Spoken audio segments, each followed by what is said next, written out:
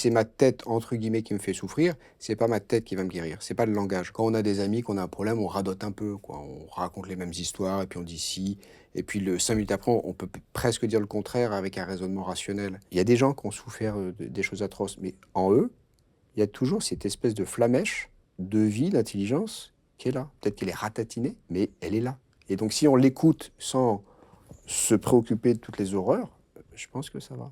Il faut jamais être dans cette posture du médecin qui sait, qui est à distance et tout ça. Je pense que c'est vraiment profondément horrible pour les patients de sentir des médecins qui sont dans une espèce de posture de médecin. Ce qu'on veut, nous, c'est revoir des êtres humains. Et quand on voit un médecin, on veut voir un être humain. Et on veut être reçu comme un être humain. Et toutes ces postures de soignants, psychologues, médecins, sachants, ça va pas. C'est très très grave, il faut le dire aux jeunes, parce que les jeunes, il y a encore un espoir.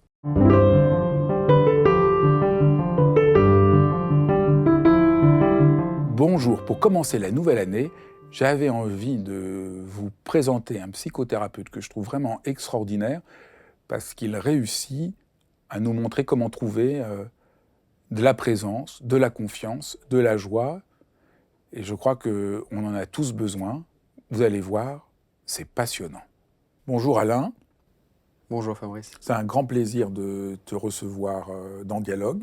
Je trouvais vraiment important de pouvoir présenter un peu ton travail et montrer comment on peut mettre en œuvre un travail psychothérapeutique qui puisse aider les gens. Est-ce que tu veux bien commencer par te présenter ? J'ai 56 ans, je suis réanimateur à Gustave Roussy, donc c'est un hôpital de cancérologie. Et je suis psychothérapeute et j'exerce le vendredi en ville dans un cabinet, dans le 5e. Qu'est-ce qui t'a conduit à devenir médecin ? Comment ça s'est fait ? Alors médecin, c'est assez... moi j'étais plutôt un mauvais élève. Et c'est pas facile. Quand t'es mauvais élève... Je me souviens très bien, j'étais avenue de Saxe avec un ami qui est maintenant professeur d'ORL. Il s'appelle Papon, Jean-François Papon. On ne s'est pas vu depuis 30 ans, s'il écoute la vidéo. Et il avait le petit guide qui disait, en fonction de ta terminale, de ta mention et tout, est-ce que tu as des chances de réussir en médecine? Il regardait ça, lui c'était un bon élève, il a fait médecine tout de suite. Et moi je regardais ça et j'ai dit, c'est évident, je ne serai pas médecin. Donc ça m'avait déjà trotté dans la tête sans que ça soit vraiment comment dire, une vocation, mais disons, ça avait un métier qui avait du sens. Et puis j'ai eu le bac quand même. J'ai redoublé, donc j'ai eu une mention bac. Ça m'a permis d'aller à Dauphine, qui est une faculté qui était à ses côtés. J'ai fait une maîtrise de gestion. Et après la maîtrise, on ne pouvait plus trop mentir. Donc la question, c'est est-ce que je voulais devenir businessman? Et donc la réponse a été assez évidente. Et donc, donc j'ai commencé médecine, après avoir une année où j'ai travaillé la médecine japonaise, qui m'attirait beaucoup, le shiatsu, avec quelqu'un qui était complètement exceptionnel sur le plan technique et complètement désastreux sur le plan humain. Et ça, c'est quelque chose qui est vraiment intéressant pour... qui est didactique pour les gens qui sont sur un chemin, c'est que c'est compliqué. Parfois, il y a des gens qui ont du talent, mais c'est quand même pas des gens bien. Et donc, ça complique l'avancée, quoi. Et donc, j'ai commencé médecine à 26 ans, ce qui n'est pas évident, mais ça a bien marché. Et puis, je suis devenu médecin comme ça. Donc tu es devenu médecin, puis maintenant tu travailles, comme tu l'as dit, en réanimation à Gustave Roussy. Comment tu décides de t'engager pour devenir psychothérapeute ? Alors, c'est rigolo, parce que c'est pas une réflexion du tout pensée, organisée. Je crois que c'était en 2005 peut-être, je suis fatigué, je fais beaucoup de garde déjà. Et j'ai un ami proche qui me dit, tu devrais faire de l'autonomie. Et il me conseille d'aller voir un monsieur qui s'appelle Jean-Claude Sécheresse. Et en fait, je prends rendez-vous en pensant que c'est peut-être quelqu'un qui fait un peu de l'ostéo ou l'équivalent. Et j'arrive dans un vieil immeuble du Marais, dans une petite rue étroite. Il n'y avait pas de plaque. Je monte au 3e étage, il n'y avait pas de nom, et je sonne. Et là, il y a un vieux monsieur qui m'accueille. Et il m'a serré la main comme on m'avait jamais serré la main. À la fois, c'était très chaleureux et tendre, et à la fois, il m'aspirait. Et c'était vachement étonnant comme contact, sympathique, mais un peu étrange. Et j'ai fait de l'autonomie. Il m'a demandé de faire un dessin à la fin. C'était un psychiatre à la retraite. Et j'étais pas venu voir un psychiatre, ça allait à peu près. Et j'ai trouvé ce contact complètement incroyable. Ça, c'était en 2005. Et moi, j'ai toujours eu un bon contact avec les patients. J'ai toujours aimé toucher les gens. Et, entre guillemets, j'avais un bon contact. Mais quand même, ce qu'il faisait, c'était dingue. Et donc, il m'a dit, il y a des formations. Et donc, en 2007, j'ai commencé à faire des formations pour comprendre et acquérir cette manière de contacter les gens. Et le chemin, j'ai fait des tas de formations, des tas de formations, des tas de formations. Et à un moment, je suis arrivé à la formation d'apto-psychothérapie. Et quand je l'ai terminée, on m'a dit, d'accord, mais t'es pas psychothérapeute. Ce qui était vrai. Et donc, quand tu es médecin et que tu n'es pas psychothérapeute, tu as un moyen de devenir psychothérapeute. Mais il faut faire des formations. Donc, j'ai fait les formations, j'ai fait le stage en psychiatrie, j'ai fait ce qu'il fallait. Et j'ai eu le titre de psychothérapeute. Et à la fin, j'ai eu à la fois cette grande aspiration de faire de l'autonomie et de l'hypnose, mais c'est un autre sujet, enfin, c'est le même sujet. Et ce titre de psychothérapeute. Et j'étais à 80% avec Gustave Roussy et je me suis dit, j'ai toujours voulu soigner avec les mains. J'ai toujours pensé que les mains, le corps, c'était la façon d'aider les gens à aller mieux. Et donc, ça a été une chance, mais un peu un hasard d'enchaînement de circonstances qui font que je suis psychothérapeute. J'interromps quelques secondes l'épisode pour vous dire merci. Si vous êtes sur ma chaîne et vous êtes si nombreux à écouter Dialogue, c'est que vous êtes intéressés à prendre soin de vous, à avoir souci du monde, à vouloir développer plus d'affection, de tendresse, de chaleur dans ce monde qui en a bien besoin. Et si vous voulez être au courant de tout ce que je propose, de dialogues, de cours, de rencontres, c'est tout simple. Inscrivez-vous à ma newsletter en cliquant sur le lien ci-dessous et vous recevrez même un petit cadeau. Voilà, je reviens maintenant à la suite de ce dialogue. Pourquoi le corps, c'est tellement important pour emmener à un changement et à une guérison? Alors, j'écoute tes dialogues de semaine en semaine. Tu as des gens brillants qui viennent, qui proposent des tas de chemins pour aller mieux. Mais avant de les écouter, et surtout d'écouter certains patients, j'avais une espèce d'idée que la tête ne peut pas guérir le corps, enfin le cœur, enfin l'être humain. Et je disais que moi, mes problèmes, enfin, quand on a des amis, qu'on a un problème, on radote un peu, quoi. On raconte les mêmes histoires, et puis on dit si, et puis 5 minutes après, on peut presque dire le contraire avec un raisonnement rationnel. Et donc, je me suis dit, c'est ma tête, entre guillemets, qui me fait souffrir, c'est pas ma tête qui va me guérir, c'est pas le langage. Et là, je dois mettre un bémol parce qu'en recevant des patients, il y a des patients pour lesquels, par exemple, la psychanalyse a été quelque chose qui leur a fait euh, un bien très profond, à un endroit auquel ils ne pouvaient pas accéder seuls. Il y avait quelque chose du miroir, de l'échange qui a fait quelque chose de fort pour eux. En tout cas, moi, pendant très longtemps et encore maintenant, ça me paraissait complètement fou. Et le corps, c'est pas le corps. Le corps, c'est, si tu veux, le truc le plus parlant, je pense, c'est quoi? C'est le câlin. Le câlin qu'une maman peut faire à un enfant, à un papa, un ami, une amoureuse, bah, le câlin, pour moi, c'est ce qui résout tout. Moi, j'ai toujours compris le câlin. Alors, évidemment, c'est pas un métier. Câlinothérapeute, tu peux pas faire ça comme métier. Mais l'autonomie, il y a quelque chose de cet ordre-là. Et l'hypnose, telle que moi je l'ai comprise et telle qu'on me l'a enseignée d'une certaine façon, elle est complètement incarnée. Et il s'agit, on dit le corps parce qu'on n'a pas d'autres mots, mais en fait, il s'agit d'écouter la résonance de nos difficultés, nos obstacles, dans notre être. Et donc, il faut parler de vécu, il faut parler de résonance, il faut parler de choses comme ça. Et comme on radote et qu'on se cogne la tête toujours contre le même arbre, finalement, en passant par le corps, il y a une forme d'évidence ou de clairvoyance qui le corps a à nous apprendre. Pas le corps, notre vécu, quoi, notre ressenti. Et Donc donc, ça c'est pour clair, ça, il faut préciser tout de suite, pour ceux qui nous écoutent, que quand on dit corps, c'est compliqué parce qu'on entend le corps comme quelque chose de ah mécanique ouais, ouais, ou opposé à l'esprit, ouais, et là c'est plutôt le corps comme espace de résonance de notre propre existence. ouais. Le corps, c'est nous en réalité. La tête, c'est comme si c'était. La tête fait partie du corps et parfois c'est comme une polarité. Si on regarde une espèce de patate ou de haricot, ça bouillonne trop là-haut. Alors que on est l'ensemble. Donc si on se calme un tout petit peu, eh ben on peut réfléchir beaucoup mieux. C'est-à-dire qu'on réfléchit toujours. Il faut de l'intelligence, mais pas cette intelligence résonante qui tourne en rond et qui nous, qui nous pollue la vie. Alors bon, je suis très moi aussi impressionné par l'autonomie. Ça a beaucoup changé ma vie, j'en ai parlé dans plusieurs de mes livres. Est-ce que tu veux essayer de dire en quelques mots qu'est-ce que c'est l'autonomie, comment ça a été fondé? Ça a été fondé par un Néerlandais qui s'appelle Frans Wellman, qui était médecin. Parfois, il y a des doutes parce que c'est un système médical qui n'est pas comme nous, mais en tout cas, il n'y a pas marqué docteur sur son livre, mais c'était un médecin, qui a vécu le temps de la guerre et qui a, à ce moment-là, vécu des choses suffisamment traumatisantes ou été témoin de choses suffisamment euh, terrorisantes pour comprendre que la chose qui tenait les hommes debout et tenait les hommes ensemble, lui, il appelait ça affectivité, c'est ce lien d'écoute et de soutien. Et que ça passait par la présence, beaucoup, parce qu'en fait, on parle toujours du contact en autonomie. toucher les gens, évidemment, mais il y insiste beaucoup, c'est la présence. Et on le sent tous. On sent quand quelqu'un nous écoute et quand quelqu'un ne nous écoute pas. Mais seulement, on n'est pas sensibilisé à le dire. Et donc là, c'est vraiment la présence attentive et avec quelque chose qui est de l'ordre de l'affectif. Donc ça, c'est le cœur de son truc.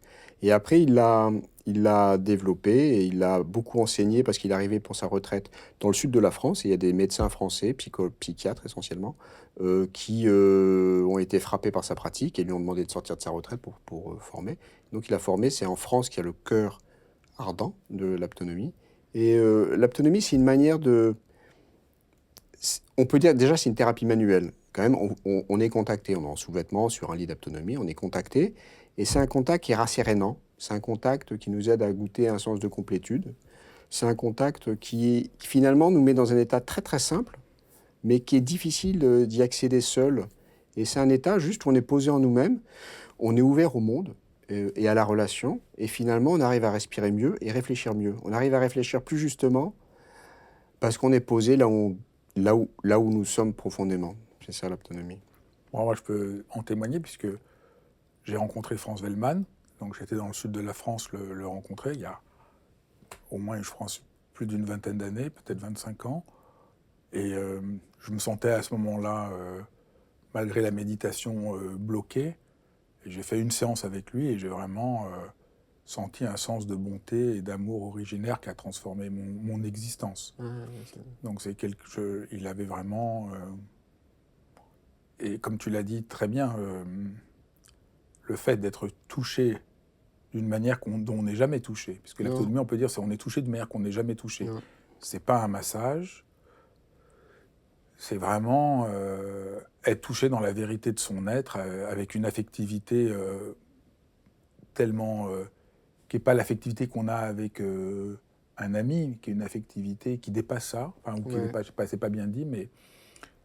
Et cette affectivité peut vraiment nous transformer.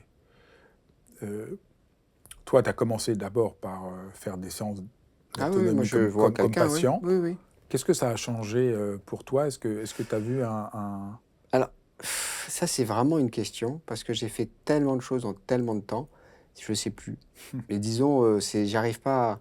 Mais disons, je vois encore le docteur Descamps, qui est une femme extraordinaire, assez régulièrement, mais avec une certaine distance.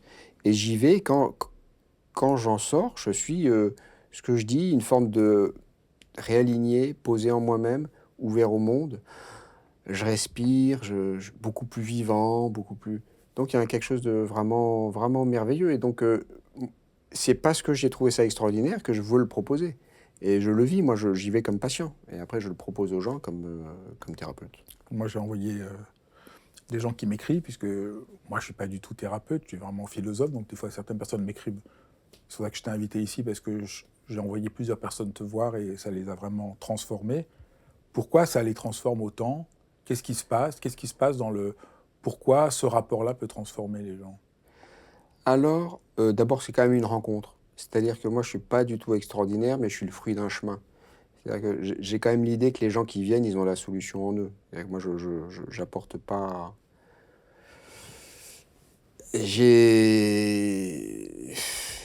Donc c'est quand même un rapport où les gens, finalement, ils arrivent, ils sont juste un peu déréglés, ou ils ont un petit souci momentané, ou je sais pas comment dire. Oui, on est Moi, coupé, on est coupé, on est coupé cette Oui, c'est ça, ils sont affectivité. coupés.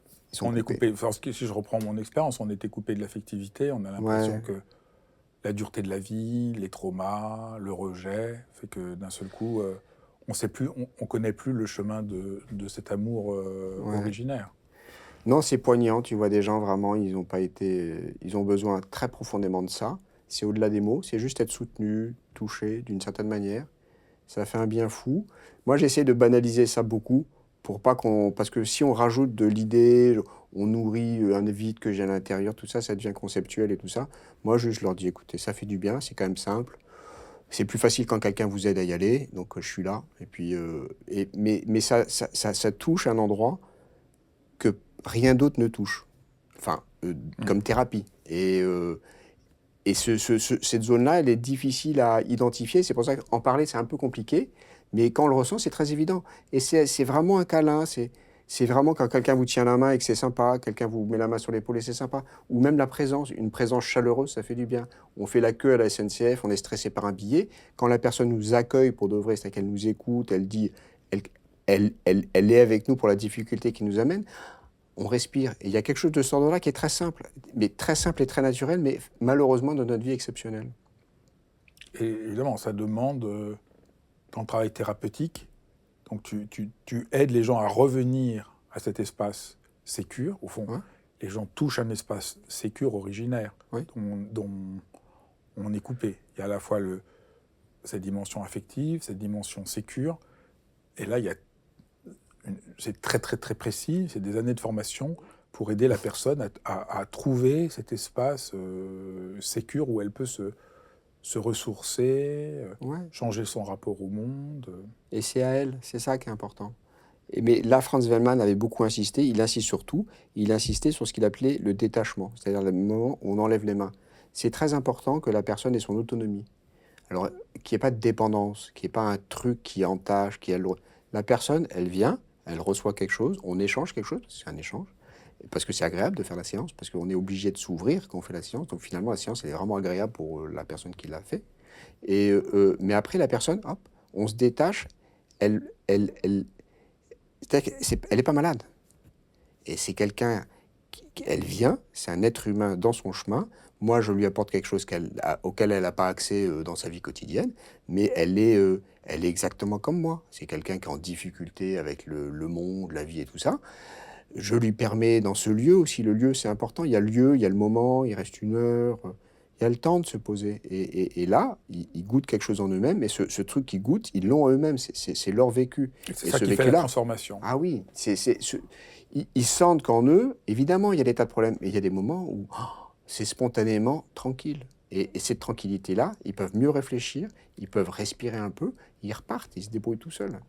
Avant de devenir psychothérapeute, l'autonomie t'a aidé dans ton travail en réanimation à ouvrir un rapport plus profond, plus intime avec les patients. Ouais, alors je dirais que oui, mais ça a été, disons, moi j'ai quand même une idée du travail médical, pas comme un sacerdoce du tout, mais comme quelque chose de très important. C'est-à-dire que moi, je me prends très au sérieux comme médecin. C'est-à-dire que je fais le médecin. C'est-à-dire que quand je suis à l'hôpital et je suis avec un patient, je rigole beaucoup, je fais des blagues.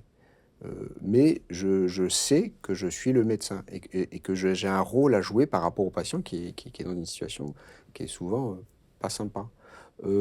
Et donc ça, j'avais déjà ça. Après, la méditation, que je pratique dans une très bonne école,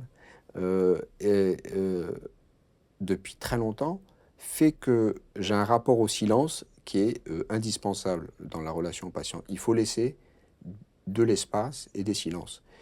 Et finalement, ce que m'a apporté l'autonomie, c'est pas ça. C'est juste mon contact qui était bon, il est devenu plus fin.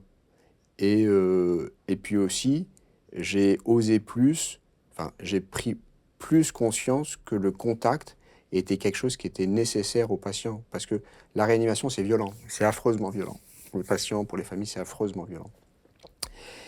Et par exemple, un des moments les mieux pour les patients de réanimation, c'est la toilette du matin avec les aides-soignants. On ne parle jamais des aides-soignants, mais c'est un métier magnifique. Et je trouve que aide-soignant, c'est un terme qui est très mal choisi. Ils n'aident pas les soignants. Moi, je n'ai pas besoin des aides-soignants.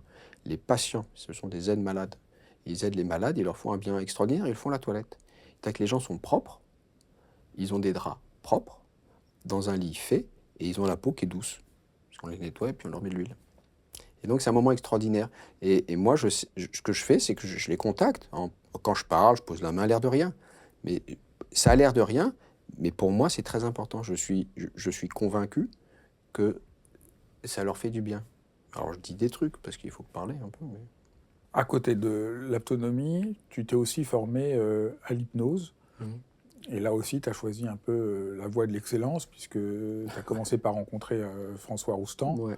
qui était, j'en parle souvent sur la chaîne, il a Ouais. joué un rôle aussi majeur dans mon propre chemin, qui était vraiment un des grands thérapeutes de notre temps. Comment ça s'est passé, la rencontre avec François Roustan? Qu'est-ce que tu as appris de lui? Et comment ça a aussi nourri ton travail thérapeutique aujourd'hui? J'ai rencontré 2 fois physiquement Franz Wellman, qui est mort. J'ai rencontré 2 fois François Roustan et il est décédé après. Et donc je ne pense pas qu'il y ait lien de cause à effet. Il faut que je fasse gaffe au prochain type exceptionnel que je rencontre. Mais c'est vrai Ouais, que ils je suis étaient très heureux de âgés. les avoir rencontrés. Ils étaient très âgés tous les deux. Oui, oui, oui, bien sûr, ils étaient malades et très âgés. François Roustan, c'est quelqu'un qui m'a introduit auprès de lui. J'ai pris une consultation. C'était l'idée, pour ceux qui le connaissent, une consultation, on n'en parle plus. Il règle le problème. Et moi, je suis allé le voir intimidé, mais voilà. Et c'était dans le 17e, dans un fond de cours. Il m'a ouvert. Et Il avait plus de 90 ans. Hein, ouais, c'était en 2014. Je l'ai vu 2 fois. J'ai été très bête. Il est tellement exceptionnel que j'ai vraiment été bête de ne pas profiter. Mais comme il disait, après une séance, c'est fini, j'ai pas osé trop. Et après 1 an, j'ai dit, bon, quand même. Et je l'ai rappelé, il m'a accueilli très gentiment, alors que j'aurais dû ainsi faire. Enfin, c'est dommage. Et donc, c'est vraiment quelqu'un qui... D'abord, il a été très gentil, hein, parce qu'il y a des gens qui disent des choses sur YouTube, que parfois... Ça a été un homme adorable. Ça a été un homme adorable. Ça m'a pas étonné, l'atmosphère générale, cet effet de silence, d'écoute et de présence. C'est de la méditation, donc ça m'a pas étonné. C'était comme il fallait. Et il a pointé chez moi quelque chose que je voyais pas du tout. Il m'a dit vous ne serez jamais un type bien, laissez tomber. Mais vu comme ça, c'est un peu une astuce, on pourrait dire. Mais c'est un truc que j'avais jamais vu chez moi. Et moi, quand même, je suis un gars bien. Et, et j'y tiens. Mais être un gars bien, c'est bien. Mais il y a un moment où c'est trop. C'est-à-dire que c'est pas que ça devient un personnage, c'est trop dire. Mais disons, on est prisonnier de certains trucs, d'une espèce de carcan de fonctionnement, de relation, en se disant là, si je fais ça, c'est pas bien.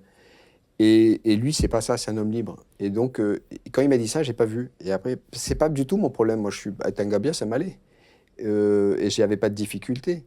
Mais il y a quelque chose de très profond là-dedans qui correspondait à quelque chose chez moi que j'avais pas du tout vu et qu'en fait était quand même central. Et d'ailleurs, je lui ai dit, moi, je peux pas. Je lui ai dit, maman, je veux pas vis-à-vis de ma mère être un gars pas bien, c'est pas possible. Et En fait, il t'a montré que la volonté d'être un type bien c'est ça. entravait la possibilité d'être un Ouais. type bien, que tu n'avais pas besoin de Il me dit que avoir c'était cet pas la effort-là. question, c'était pas du tout le sujet. Parce qu'en fait, donc François, que j'ai aussi que j'ai vu et avec qui j'ai souvent parlé, au fond, son point, c'était de trouver, à partir de l'espace de la présence et de cette ouverture inconditionnelle, de voir le point où il y a quelque chose qui est crispé. C'est fou. Et il avait un génie de remarquer chez chacun le point qui empêche la présence, l'ouverture, la détente. Parce que c'était pas ma question. C'était pas du tout ma question. Et ça a apparu là, et j'ai senti que c'était quelque chose de central. Et après, sa manière de faire, c'est de se poser là, tout le monde dit son fauteuil, le fauteuil va recevoir vos trucs et tout comme si c'était une astuce. C'est pas une astuce. Ce qu'il veut, c'est qu'on colle à nous-mêmes, qu'on colle à ce qu'on est et au moment. C'est tout. Et ça prend un peu de temps. Et ça passe forcément par une présence. On peut pas être dans notre tête, ça marche pas. C'est ça le truc, c'est pas du tout le fauteuil. Il y a un moment, il faut enlever la feuille de papier de cigarette, ou énorme parfois, qui nous sépare de la réalité et de ce qu'on est. Et juste, c'est pas conceptuel, c'est pas intellectuel, c'est pas dogmatique, c'est juste que c'est incarné. Et donc ça, c'était extraordinaire. Et il m'a dit quelque chose d'autre, je l'ai relu ce matin, mais j'ai oublié, qui était vraiment, vraiment fort. Et quand je l'ai revu une deuxième fois, c'était par rapport, je lui parlais je sais pas pourquoi je suis venu, et j'avais eu un truc en réa, un peu de truc compliqué. Et il m'a dit quelque chose que je vais te dire, mais que j'ai pas encore, ça reste question. Moi, j'ai toujours dit, moi, je pense qu'un médecin, il doit être touché. Je pense que c'est pas possible de faire ce métier sans être touché. Il y a une espèce d'éthique à être touché. Donc, être impacté par ce qu'on vit. Parce que si on n'est pas impacté par les horreurs que les gens traversent, je trouve que ça va pas. Je trouve que c'est pas possible. Et voilà. Et en même temps, lui, il dit non. Moi, je disais toucher, pas couler. Lui, il disait non, il faut sentir. Il faut sentir où est la personne, il faut sentir ce qui est nécessaire pour elle. Il ne s'agit pas d'être touché, c'est pas la question. Et j'ai trouvé ça brillant, et puis c'est un thérapeute qui le dit, et puis il est beaucoup plus vieux que moi, il a beaucoup travaillé, donc je me suis dit, il a raison. Et je suis encore dans le questionnement entre, je veux être touché, parce que ça relève de l'éthique chez moi, mais je vois qu'il s'agit, enfin, ça n'a pas de sens de se faire taper dessus par le destin des autres, parce que moi j'ai de la chance, mais... Et donc il y a quelque chose dans le sentir, et comment, dans le sentir, garder du lien. Il y a un truc comme ça. Mais non, ça a été quelqu'un d'extraordinairement... Et puis il a été très gentil. Il a dit des choses que j'ai pas très bien compris, mais que j'ai notées. Et c'est comme s'il me disait, Il me disait, un jour, des gens vont vouloir se reposer sur vous, vous les laisserez faire, ça n'a aucune importance. C'est une phrase étrange.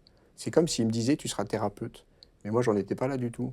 Et je l'ai noté, et à chaque fois, j'avais eu l'impression, il me dit, vous avez la stature et des trucs Et j'ai entendu des choses mais c'était pas ma question, en fait. Il m'a dit des trucs qui étaient assez étonnants. Et ce qui était rigolo, il était rigolo, hein. On ne dit pas qu'il est rigolo, mais Il était très il est rigolo, hein. Impitoyable, Ah oui, rigolo et incroyablement aimant. c'est ça. Moi, je trouve que mes rencontres avec lui, je me suis senti si intensément et profondément aimé. Ah, c'est ça. Il n'aimait pas quand je lui disais ça, il disait non, mais parce qu'il disait que le rôle du thérapeute et puis son rôle, c'était pas d'aimer. Mais moi, je trouve que c'est ça le vrai amour, ce qu'il avait, cette capacité de nous voir sans jugement, avec une telle ouverture. Mais Ouais. moi, je me suis senti tellement profondément aimé. Ah ouais, c'est ça. Avec lui, tu peux être quitté. Et ouais, c'est ça. Et pas de. Alors moi, je l'ai pas connu en réalité. Je suis allé 2 fois le consulter. Non, Mais après, donc, ça t'a suffisamment travaillé pour décider de te former, puisqu'après, ouais, tu as fait une formation ouais. en Avec le hypnose docteur dans Benayem l'école que tu qu'il as a reçu. fondée. Oui. Ouais. Bah, je me suis formé parce que l'idée qu'il a de sa manière de parler de la présence et de ce que c'est que l'hypnose, je trouve que c'est très intelligent. C'est-à-dire que ce qu'il en fait, c'est à la fois c'est le seul, je crois, à avoir fait ce travail théorique pour essayer d'expliquer cet état sans passer par les neurosciences, c'est pas son rayon, mais de dire quel est le génie qu'il a, plutôt de parler d'état de modifié de conscience, qui est un peu une soupe, tu sais pas ce qu'il y a dedans. Il disait que il faisait un parallèle entre sommeil paradoxal, donc c'est une des phases de sommeil, c'est la phase où on est complètement immobile et pourtant à l'intérieur le cerveau est très actif parce qu'il rêve. Et donc c'était paradoxal parce qu'on voyait un corps immobile et un cerveau en pleine ébullition. Donc ça c'est le sommeil paradoxal, le sommeil des rêves, très récupérateur, tout ça, tout ça. Et lui, il disait finalement l'état d'hypnose, c'est l'éveil paradoxal. C'est un moment où on est éveillé et il y a des tas de connexions qui se sont refaites dans notre cerveau et dans notre être, qui font que on est beaucoup plus ouvert et de manière beaucoup plus souple et organique à la situation. Et donc, cette situation de transe et de veille paradoxale, qu'il appelle après perceptude, c'est un état que la transe te permet, à laquelle la transe te permet d'accéder. Et là, qu'est-ce qui se passe? C'est qu'il y a des trucs qui se passent en toi. C'est encore une fois comme il y a les ressources du patient qui sont sollicitées et qui peuvent se déployer et réarranger des trucs. C'est-à-dire que quand tu fais une séance d'hypnose, tu ne sais pas ce qui se passe dans la tête de l'autre. Tu racontes une histoire, tu essayes d'ouvrir des possibilités, tu essaies de tout ça, mais avant, le plus important, c'est l'état de transe. C'est-à-dire que tu changes un tout petit peu sa connexion. Il est un peu moins comme ça intellectuel. Hop, il est un peu flottant et tu dis des trucs, des métaphores et lui il fait son travail à l'intérieur. Et c'est complètement dingue. Parfois il te raconte des choses à la fin, c'est pas du tout ce que tu as fait. Parfois tu as des effets qui sont très profonds, existentiels, et toi finalement tu n'as quasiment rien fait. C'est-à-dire que tu permets à la personne d'accéder à un état, mais tu contrôles rien. Et moi ça me va bien, de la même manière que l'aptonomie, finalement ce que vit la personne me doit presque rien et l'étendue de ce qu'elle vit n'est pas en rapport avec mes compétences. Moi, je suis une espèce de médium, un lieu aussi, parce que le lieu compte beaucoup. À un instant, ils viennent, ils accordent, ils font un trou dans leur emploi du temps pour ça. Et il y a des trucs qui se passent qui peuvent être. C'est pour ça que je crois que Roustan, avec sa compétence, son intelligence, son expérience, et puis aussi les gens qui venaient, ils savaient où ils allaient. Ils pouvaient faire une séance et ça a changé des vies. Parce que c'est pas lui qui changeait des vies, c'est tout un élément, tout un tas de choses. Ce qu'on voit dans le lien entre la méditation, l'autonomie et l'hypnose, qui sont maintenant au cœur de ton travail, c'est comment la qualité de présence du thérapeute, dans le cadre thérapeutique, peut emmener à une transformation absolument radicale chez le patient et l'aider à changer les repères qu'il a dans sa vie habituelle.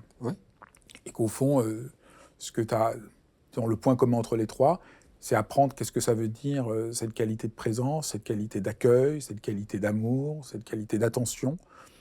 Et c'est ça, au fond, que tu essayes de dire. Tu fais rien d'autre qu'être pleinement cette présence, cet accueil, cette chaleur. Et il y a un autre point commun à toutes ces pratiques, c'est d'être persuadé que chez l'autre, il y a quelque chose de sain qui demande qu'à fleurir. Il y a quelque chose de sain qui demande qu'à être nourri. Ça, c'est évidemment une notion un peu rare aujourd'hui, puisqu'on vit vraiment dans l'idée qu'il y a quelque chose de dangereux, d'inquiétant en nous. Donc c'est une grande révolution que montrent ces thérapies. Mais on voit les patients, quand ils viennent, ils ont tellement de questions comme si ça allait pas. Comme s'ils étaient tordus. Comme s'ils étaient tordus de l'intérieur et que Mais c'est beaucoup de vraiment terrible. psychologie aujourd'hui part de ce principe, Ah ouais, c'est qu'il y a horrible. quelque chose de tordu, C'est qu'il y a quelque horrible. chose de perverti en nous, et donc c'est très difficile d'avoir confiance dans notre propre existence à partir de là. Donc au fond, on peut dire qu'une des choses que les gens découvrent dans le travail avec toi, c'est quelque chose en eux qui est originairement Ouais. bon et sain. Ouais. Mais c'est parce C'est que. radical. Oui, mais très simplement, c'est juste que moi, je les accueille comme ça. Et puis moi, j'ai des problèmes. Je suis exactement comme eux, sauf qu'aujourd'hui, c'est moi qui ai la blouse blanche. C'est tout. Et j'ai appris des choses. Et j'ai Bah, tu as appris des appris à choses. garder cette présence et à faire Oui, confiance dans cette présence. oui, Et au fond, c'est ça qu'a transmis Vellman, la oui, méditation, l'hypnose, c'est qu'on peut faire confiance à cette présence, que ça vaut la peine et que ça oui. demande. Pourquoi aujourd'hui c'est si peu fait? Pourquoi si peu de thérapeutes font confiance à la présence? Parce que ça demande un peu de courage quand même. Ils osent pas. Ils Ils osent osent pas. C'est ce que pas, ils disait. se raccrochent à des théories, ils pensent qu'il y a une distance thérapeutique, ils pensent que il faut pas tout dire aux gens parce qu'ils sont pas capables d'entendre, ils ont des tas de... alors moi, il y a quelque chose qui m'a extrêmement détendu, moi je suis médecin réanimateur et je suis psychothérapeute maintenant. Mais maintenant, ce que j'ai compris, c'est que je suis juste un élément sur le parcours de vie des gens. Si ils viennent me voir, ils peuvent voir un psychologue, un psychiatre, prendre des médicaments. Je ne dis pas que je vais les aider à régler l'ensemble de leur vie, mais en tout cas, il y a quelque chose dans ce que j'ai reçu comme formation et ce que je propose qui fait du bien à l'être humain. Mais après, ils peuvent aller voir ailleurs. Donc moi, je suis pas, je suis très détendu en fait sur. Je, je fais ce que je peux. Je mets vraiment tout mon cœur à la tâche, disons. Mais je mets pas je mets pas de distance, je mets pas de théorie parce que les gens vont se débrouiller. Je fais tout ce que je peux moi et ma façon de voir les choses, mais ils ont des aides ailleurs, il y a le temps, ils sont intelligents. Et voilà, et en fait, moi j'ai vu hier une patiente, je peux pas trop, faut que je transforme les choses pour pas que ça soit désagréable. Disons, elle a accès à des psychologues aussi, et les psychologues qu'elle voit, quand elle les voit, elle dit, on demande le prochain rendez-vous, elle essaye d'éloigner les rendez-vous, parce que c'est indélicat c'est dans un système hospitalier, c'est indélicat de dire j'ai plus besoin de vous, mais voilà, et parce qu'en fait, il n'y a pas de relation profondément humaine où la personne se mouille, entre guillemets, mais simplement comme une relation, c'est-à-dire qu'on parle, c'est-à-dire qu'on n'est pas derrière une blouse blanche. Ah, Franz Wellman, je suis allé le voir dans le sud, à Rome, je suis allé voir, et en fait, le premier message qu'il m'a donné, il y avait son assistante, Anne-Marie Pollen, qui était là et je faisais la première séance avec elle. Et il jouait au médecin qui a sa blouse blanche. Il faisait, oui, comme ça. Il montrait, il dit, il faudra jamais faire ça. Il faut jamais être dans cette posture du médecin qui sait, qui a distance et tout ça. Et c'est ça. Moi, je fais pas ça. Moi, je pense que c'est vraiment profondément horrible pour les patients de sentir des médecins qui sont dans une espèce de posture de médecin. Ce qu'on veut, nous, c'est revoir des êtres humains. Et quand on voit un médecin, on veut voir un être humain. Et on veut être reçu comme un être humain. Et toutes ces postures de soignants, psychologues, médecins, sachants, ça va pas. Ça va profondément, ça va pas. C'est très très grave, il faut le dire aux jeunes, parce que les jeunes, il y a encore un espoir. Les jeunes étudiants, c'est très important. Donc tu travailles aussi à Gustave Roussy, non seulement comme réanimateur, Ouais, mais tu fais de l'hypnose à Gustave Roussy et la méditation aussi. et la méditation. Est-ce que tu peux... Donc là, tu travailles avec des gens qui sont Ouais, ouais, ouais, en ouais, souffrance. ouais, ouais. Est-ce que tu veux essayer de dire un peu qu'est-ce que ça leur apporte et déjà, qu'est-ce qui a conduit un hôpital comme Gustave Roussy, qui est un des hôpitaux de pointe pour le traitement du Ah, cancer, c'est l'hôpital de pointe. d'ouvrir, de reconnaître l'importance de la méditation et de l'hypnose pour aider les malades. C'est déjà une ouverture. Ouais, c'est extraordinaire. C'est vraiment extraordinaire. extraordinaire. Gustave Roussy, c'est l'hôpital de pointe en cancérologie en Europe. Au niveau du monde, c'est 3e ou 4e. Et leur volonté, c'est toujours, pas pour eux-mêmes, enfin pas pour nous-mêmes, parce que je suis de la maison, mais apporter tout ce qu'on peut faire de mieux aux patients. Ça, c'est la volonté farouche de Gustave Roussy. Et c'est ce qui fait que c'est un centre de référence. Il y a des gens qui viennent de l'étranger, de province bien sûr, pour venir à Gustave Roussy. Euh, et ils ont compris que les patients, c'est un continuum. Et il y a des tas de choses qui sont faites. Et assez récemment, on a ouvert dans un hôpital annexe de Gustave Roussy. Ça s'appelle Gustave Roussy, mais c'est pas dans le bâtiment principal de Villejuif, c'est à Chevilly-la-Rue. Quelque chose qu'on appelle GR Support, enfin le terme Gustave Roussy Support, Wellness Center, enfin quelque chose où on propose des pratiques, comment dire, des pratiques qui sont complètement centrales dans la qualité de vie des patients euh, et qui s'associent au traitement, thérapie ciblée, chimiothérapie, tout ce qui est radiothérapie, tout ce qui est fondamental pour guérir et traiter le cancer. Mais à la fois, ce sont des êtres humains, donc il faut qu'il y ait d'autres choses. Il y a de l'acupuncture, il y a de l'hypnose, il y a de la méditation, il y a des activités physiques adaptées, il y a du yoga, et tout ça par des professionnels qui s'occupent de patients de Gustave Roussy. Donc moi, je reçois des patients de Gustave Roussy comme réanimateur, du lundi au mercredi, et après le jeudi, et ça m'a beaucoup enrichi parce que la souffrance aiguë, enfin pas la souffrance aiguë physique, la souffrance d'avoir un cancer, je la voyais très bien en réanimation, c'est des moments très aigus, très intenses, très désespérés parfois de leur parcours et des familles, du parcours des familles. Et là, finalement, je les vois à un moment différent. Soit ils sont en cours de prise en charge, soit c'est après la fin du traitement, mais ils sont ambulatoires, c'est-à-dire qu'ils viennent à pied à un rendez-vous avec un médecin. Et donc, j'ai vu tout un autre pan de la particularité des patients qui sont pris en charge pour un cancer. Et c'est poignant. Moi, c'est poignant, mais en même temps, c'est ce que j'aime. Et l'hypnose prend du... En fait, ils me sont adressés principalement pour l'anxiété et la douleur, et ils me parlent très peu de douleur et très peu d'anxiété. Ils me parlent d'eux. Ils me parlent d'eux et de leurs difficultés, sans que... Moi, je ne suis pas psychothérapeute là-bas, hein. Je suis médecin et je fais l'hypnose. Mais finalement, Gustave Roussy leur permet d'être reçus par un médecin qui a du temps, et qui est pas, moi je donne pas de comprimés, je donne pas d'ordonnance, je donne pas tout ça. Et finalement, c'est un espace qui leur fait du bien, rien que l'espace, le temps, l'écoute. Et ils me parlent de leurs difficultés, de travail, de retour au travail, de couple, de famille, de supporter le traitement, de comment se projeter dans l'avenir, des questions existentielles. Qui rejoint beaucoup tout ce que tu as dit avant, c'est revenir à la Entièrement. vie, Ouais, revenir au fait d'être vivant, ouais, revenir à cette sorte de santé ouais, originaire, qui est au cœur, disons, ouais, ouais, de tout ce qui t'anime. Au fond, on ouais. sent que le cœur de ce qui t'anime, c'est ramener les gens dans cette dimension vivante, Ah oui, ouverte. ah oui, oui. Un autre point central à ton engagement, c'est que un peu comment le corps nous aide à faire cette expérience de bonté et de santé. Et ça, c'est vraiment une sorte de conviction C'est et de ça. savoir que tu as Ouais, et que tu as creusé tout. On ouais. peut dire En que fait, c'est que ça qui m'intéresse. ouais, on sent qu'il y a quelque chose là qui t'intéresse, une sorte de vérité Ouais. existentielle, parce qu'il y a quelque chose du corps qui ne ment pas. Ouais, c'est ça. Il y a un truc. Moi, j'emploie de plus en plus le mot de vécu parce que c'est un petit peu flou et c'est pas émotionnel, c'est pas intellectuel, c'est pas corporel, mais en même temps, ça rassemble tout ça. C'est-à-dire, le vécu, c'est finalement, si on se tait, on arrête de parler, on écoute, c'est plutôt dans le cœur, plutôt dans le ventre, c'est plutôt dans le tronc, quoi, quelque part. On écoute un peu ce qu'il y a. Et le secret qui est très simple et que je vais donner à tes abonnés ou enfin les gens qui voient pour rien du tout, c'est que il faut pas. Le message, c'est pas la tête vers là, c'est simplement laisser que la tête écoute. Et c'est quelque chose de notre intériorité. Intériorité, c'est peut-être ça qu'il faut dire.